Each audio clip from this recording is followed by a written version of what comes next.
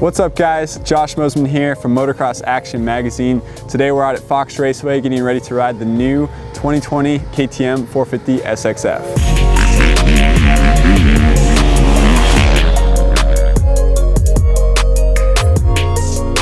The new bike has an updated piston. Map 1 is the same as last year, but Map 2 has actually been updated with the new American map. It has a bigger rear sprocket, went up from a 48 to a 49. The bike comes with a ventilated airbox cover. It doesn't come on the bike, but it comes with the bike. And it also has a new ignition advance. And this actually came on the 2019 model, but not a lot of people know about it. So the suspension is the same on the new 2020 KTM 450 as it was on the 2019 and a half Rockstar Edition and Factory Edition. But if you haven't ridden those bikes, or if you haven't watched our test videos on those bikes, you wouldn't know that the suspension has actually been updated since previous models. Some cool things to know about the new suspension setting is that the piston actually has a lip on the top of the piston. This lip actually makes it easier for the oil to flow through. So because there's less connection between the shims and the piston, there's actually more room for the oil to flow through, and it makes it easier to go through. So riders are complaining that the KTMs had kind of a crust. It took more pressure, more force to get the suspension to move. With this lip on the piston, it allows the oil to flow through easier, making the suspension move more freely and have a better flow.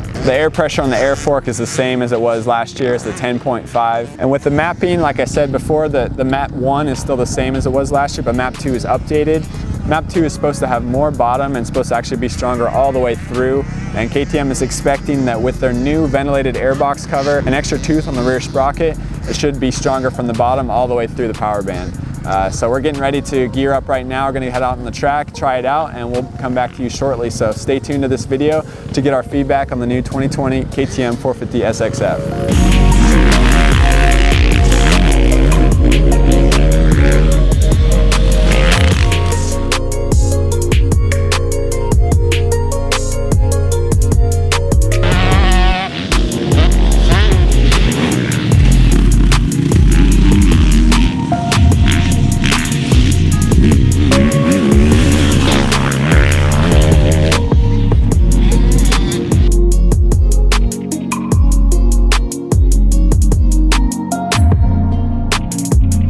Alright guys, we just got done testing. We showed up early before the gates even opened, and we literally got pulled off the track with the red flag because they were closing the place down. It was a good day. We had a lot of fun testing out the new 2020 KTM 450SXF. The first thing we noticed was the suspension. Just getting off the 2020 Husqvarna 450, it was completely different. Obviously, we knew that coming in. This suspension is the same as it was on the 2019 and a half KTM Factory Edition, but completely different than the new 2020 Husqvarna. So Husqvarna went way more softer with their new settings. We liked and we made it work, but it was probably more tailored to a vet novice rider or a vet intermediate rider. Not to say that we didn't like it, we still loved it, but it wasn't quite like the new KTM 2020.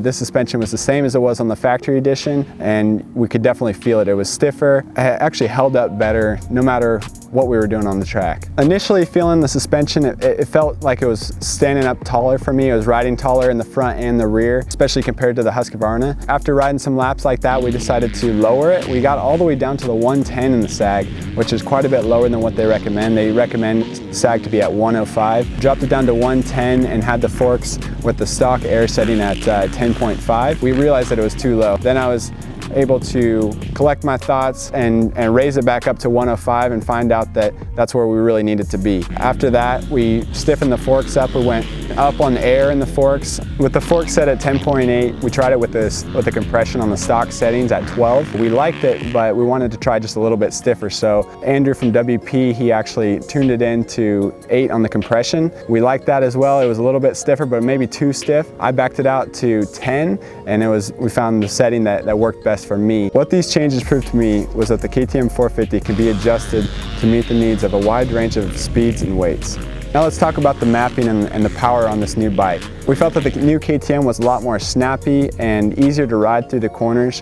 What helped with the power band was the ventilated airbox, rear sprocket, and the new Map 2 that gives the bike more grunt off the bottom and more power all the way through. Two things that most people don't know about the electronics on the KTM is IAEC, which advances the ignition timing at the crack of the throttle, and split injection, which takes each throttle body spray and breaks it into 2 separate bursts. These 2 things are used to make the bike crisper for just a split second, and they are little known advancements that KTM has perfected. The bike was really good. I just got done racing professionally. I raced on a Husqvarna 450.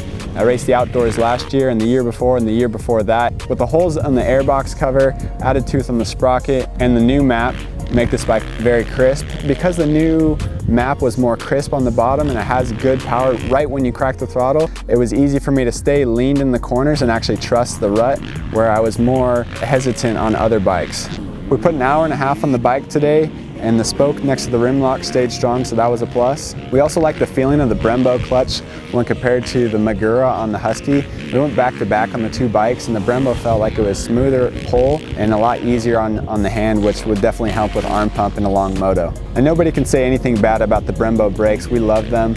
Easy to jump into tight corners, even coming into corners hot after a long, fast straightaway. Something else that's worth saying is that this is the first year that KTM and Husky have a noticeably different suspension feel. The Husky was definitely aimed more towards the vet riders with softer, more progressive suspension, while the KTM definitely had more hold up, definitely stiffer, and it was more of a pro-orientated bike. The plus for 2020 is that KTM and Husky are giving you 2 different choices. That being said, they're easily tunable to meet your needs at whatever skill level or weight that you are. Obviously, this is the first day of testing for us, and we have a lot more days planned on this bike coming up this week. Look for more information on the new 2020 450SXF in the upcoming issues of Motocross Action magazine, and also on our website, motocrossactionmag.com. You'll find bike tests, news, reviews, and all things on our website. And if you want to see more 2020 models or bikes we've been testing, click the video thumbnail now. And don't forget to hit that subscribe button to stay up to date on the latest Motocross Action video releases.